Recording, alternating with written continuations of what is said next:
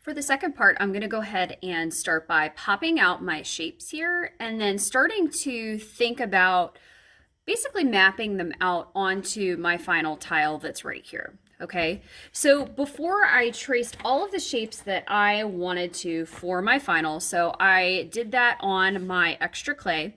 And what I tried to do was maximize the space. Okay, so I kind of did the Tetris thing. I smushed all my shapes together. I have a little bit of clay left over in case I mess something up, in case I want to do more shapes.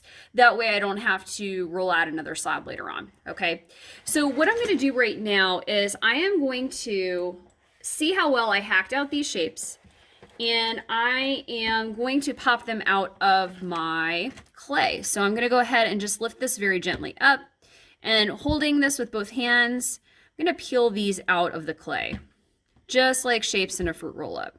Okay, so see how I have two hands on it, kind of popping one shape out. If it's having a little bit of a tough time, I'm just doing it slowly.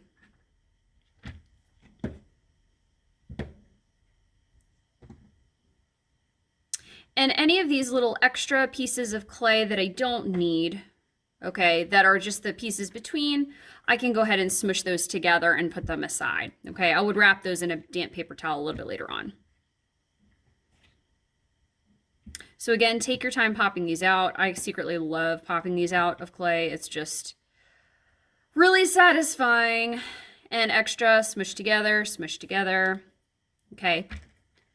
Now, this huge piece of extra here that I have, as I pop out these last few, what I'm going to do is set this aside, and if I don't use it today, I'm still going to wrap it in a damp paper towel in case, again, I mess something up so it's set and ready to go. Okay, so these are all of my shapes. I'm going to move them over really briefly. And before I start attaching them on, please make sure, please make sure that your example that you are copying, that you uploaded to Schoology, is up on your Chromebook. Okay, so that way you have an idea of what it is that you're sculpting. Okay, so this is my tile that's right here. I have my rule of thirds lines that are sketched out. And what I'm going to do, I think before I get started, now this is optional, but if you're like me and you kind of want to know how everything fits ahead of time, or at least as much as you can, I am going to just use my cutout shapes. So this one matches this. This one matches this other one. Yep. Okay. So I have these on here.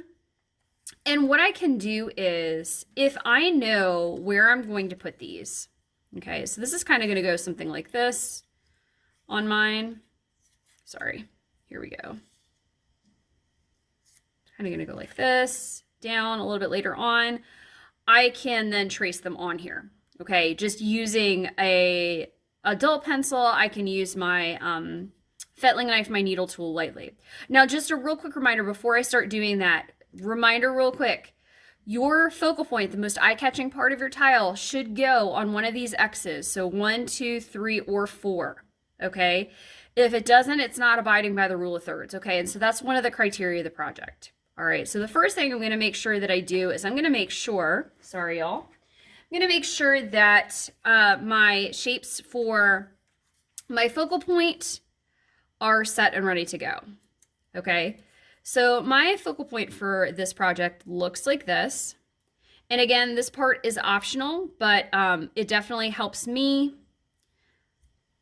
kind of think about what I've created on my Schoology picture to like this right here. I'm going to use very, did I mention very lightly, this tool or whatever you have right at home, plastic knife, to just very lightly trace out. I can even do this very loosely. Okay. Just an idea of where I'm going to put some of this stuff.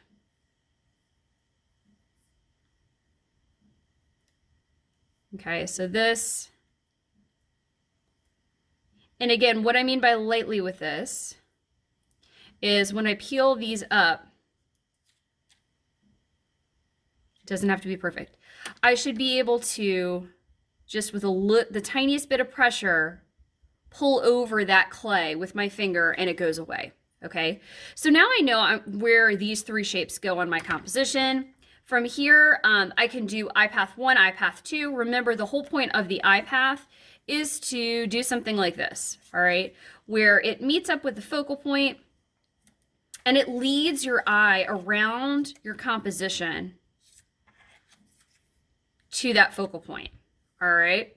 So this would be iPath 1. I'm keeping it all the same shape, okay? And I would sketch this out super lightly on here, okay? And again, this just helps with placement of things to make sure that you know where things are going, that it sort of matches, keyword being sort of matches your original design, and that you have all the parts. You have a focal point that is on a point of intersection, so one of these X's, and you have some movement, right? Some repetition that leads around here. I'm not going to do the other two iPaths right now, but I just wanted to show you how you can map out on your clay, how you can map out some of your shapes from your original design and then transfer them onto here first before you get started sculpting.